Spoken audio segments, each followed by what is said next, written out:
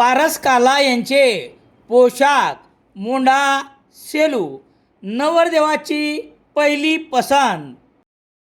गुणवत्तेला प्राधान्य देणारे प्रशिक्षण केंद्र अक्षय कॉम्प्युटर HDFC बँकेच्या मागे सेलू.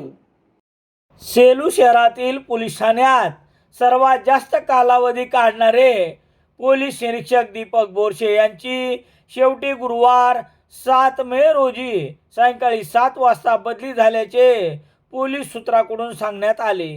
दीपक बोरसे यांनी आपल्या पदाचा पदभार सहाय्यक पोलीस निरीक्षक कृष्णा घायवट यांच्याकडे दिला आहे. तर पोलीस निरीक्षक दीपक बोरसे यांची परभणी कंट्रोल रूम येथे बदली करण्यात आली आहे.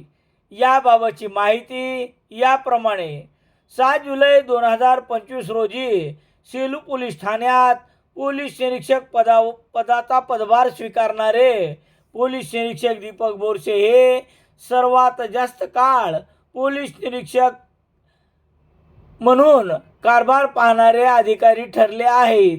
त्यांच्या कार्यकाळात घडलेल्या घटना, निर्माण झालेले गुन्हे, पोलिसावरील काही प्रकरणामुळे अविश्वास उडाल्याचे प्रकार या सर्व गोष्टींमुळे पोलीस निरीक्षक दीपक बोरसे हे चर्चेत राहिले आहेत.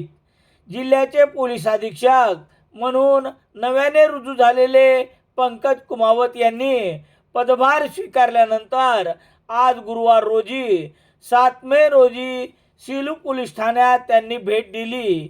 या भेटीनंतर सायंकाळी 7 वाजता अचानक पोलीस निरीक्षक दीपक बोरसे यांच्या बदलीचे आदेश देण्यात आले.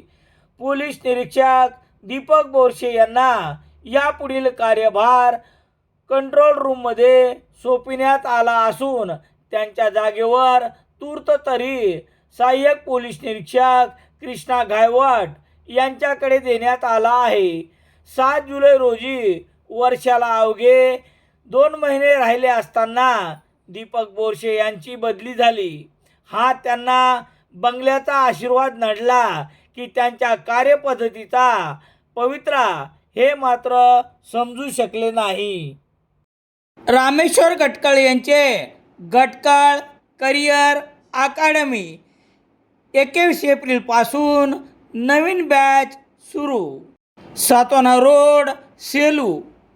सेलू शहरात सर्व प्रकारचे दैनिके घरपोच मिळण्यासाठी Balaji newspaper agency, bus stand, Selu.